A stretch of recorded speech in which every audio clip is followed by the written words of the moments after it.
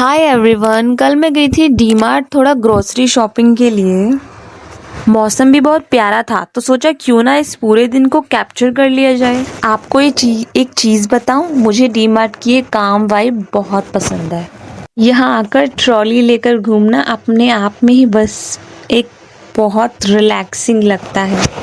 तो मैं यहाँ सबसे पहले कुछ डेली एसेंशियल्स ले रही हूँ, जैसे ब्रेड, मिल्क, दूध, पनीर वगैरह, वो सब पहले ले लेती हूँ। सच कहूँ तो ग्रोसरी शॉपिंग मेरे लिए एक थेरेपी जैसी है, मुझे बहुत पसंद है। हर हफ्ते मुझे यहाँ पे आना ही होता है। वीकली सामान लेती हूँ मैं, महीने का सामान नहीं लेती, वीकली लेती हूँ। क्योंकि महीने का सामान का बारिश का थोड़ा टाइम है तो थोड़ा ख़राब होने का डर रहता है, इसलिए मैं वीकली ही लेती हूँ। आपको पता है ग्रोसरी शॉपिंग वो जगह है जहाँ प्लान होता है सिर्फ ब्रेड दूध लेने का। हाँ, लेकिन हम लोग कहाँ मानने वाले हैं हम, लेकिन 5 बैग भर कर निकलते हैं हर बार। सॉरी गाइज, 5 नहीं, पर मेरा एक बैग तो भर ही जाता है। तो चलिए देखते हैं कि आज कौन सी चीज़ ऑफर में है और कौन सी चीज़ मेरे बजट को ऑफर देकर भाग जाएगी। तो चलिए चलते हैं मेरे साथ शॉपिंग पे।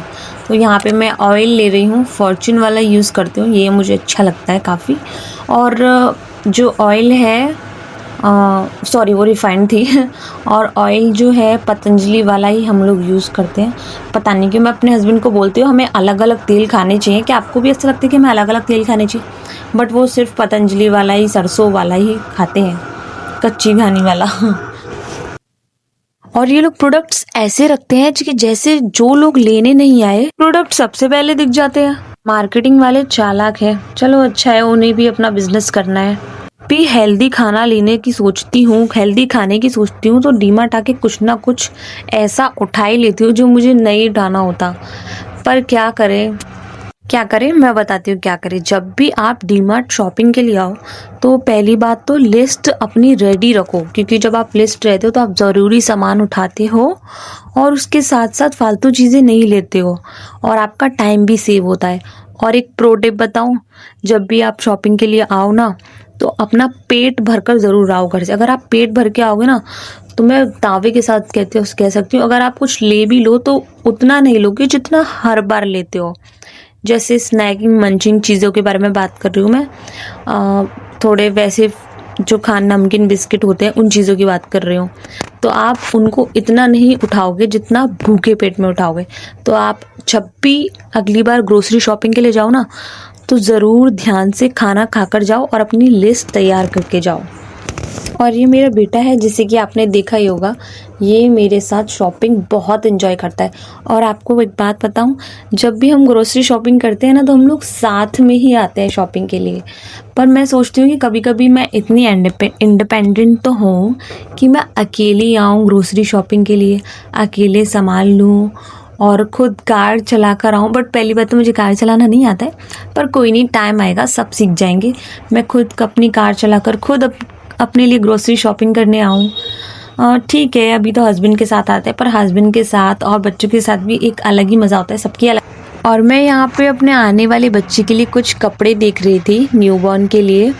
सोच रही थी प्रिपेयरिंग कर लूँ, बट मैंने सोचा कि इसके लिए तो मैं अगले एक दिन अलग से टाइम निकालूंगी पूरा, और इस पर मैं पूरा एक अलग से व्लॉग भी बनाऊंगी, क्योंकि अभी ऐसे मज़ा नहीं आएगा, क्योंकि मैं ग्रोसरी शॉपिंग करने आई हूँ, बीच में ये सब सामान खरीदूँ तो मज़ा नहीं आएगा। तो एक दिन मैं पूरा स्पेशल अपने आने वाले बेबी के लिए कुछ ज़रूरी सामान लूँगी, तो उसका भी मैं व्लॉग आपको ज़रूर दिखाऊंगी। तो मेरी शॉपिंग तो ख़त्म हो गई गाइस। तो और अब मैं घर जाके सोचूंगी कि मैंने आधी चीज़ें क्यों ली और आधी चीज़ें आखिर मैं भूल क्यों गई। हर बार ऐसा होता है, कुछ ना कुछ भूल जाती हूँ, क्योंकि मैं आपसे लिस्ट ही बोल तो रही हूँ पर लिस्ट बनाना अक्सर मैं भी भूल जाती हूँ। कभी कभी इंस्टेंट और जल्दी में निकलना पड़ता है, कभी कभी हम रास्ते में होते हैं तभी हम ग्रोसरी शॉपिंग के लिए निकल जाते हैं लेने के लिए, कि हाँ चलो ले लेते हैं, इस वजह से ऐसा होता है।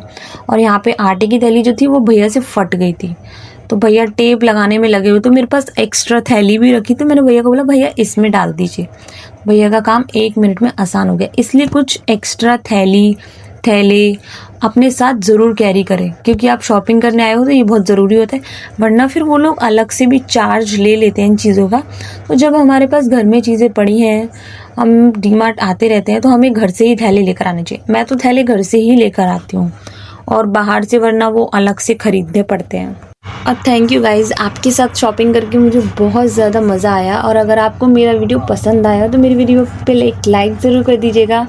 और अगर आपको मेरे वीडियोस दोबारा देखने हैं तो मेरे चैनल को सब्सक्राइब और बेल आइकन पे क्लिक कर दीजिएगा, ताकि मेरे न्यू वीडियोस आपको सबसे पहले मिले। तो यहाँ पे घर आकर मैं सारा सामान सेट कर रही हूँ, क्योंकि घर आते ही सेट कर दूँ तो अच्छा है, फिर बाद में क्लटर हो जाता है काफ़ी। तो ये मेरा चॉपबोर्ड है। आपको एक चॉपबोर्ड की कहानी सुनाऊं। ये जो चॉपबोर्ड है वो मुझे, मेरी शादी को 5 इयर्स हो चुके हैं और 5 साल से मैं अपने हस्बैंड से बोल रही हूँ कि मुझे चॉपबोर्ड चाहिए, चॉपबोर्ड चाहिए। पर पता है वो क्या कहते हैं? वो बोलते हैं कि चॉपबोर्ड की क्या ज़रूरत है, एक लकड़ी का पट्टा लो और चाकू लो, उस पर कटिंग कर लो। ये बात कहकर उन्होंने मुझे 5 साल तक टाला है।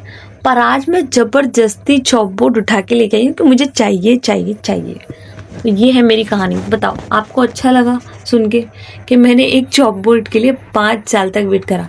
पर एक चीज़ है, जिस चीज़ के लिए हम 5 साल तक वेट करें, उस चीज़ की हमें फिर कदर भी होती है, हम इसको अच्छे से यूज़ भी करते हैं और उसको संभाल कर। Thank you guys. तो चलिए अब सो जाइए। और मैंने अपना सारा सामान भी अभी लगा दिया था बॉक्सेस में, और क्योंकि फिर मुझे काफ़ी फ्री फील हो रहा था। अब मैं अपना स्किन केयर वगैरह करके सो जाती हूँ। Bye bye.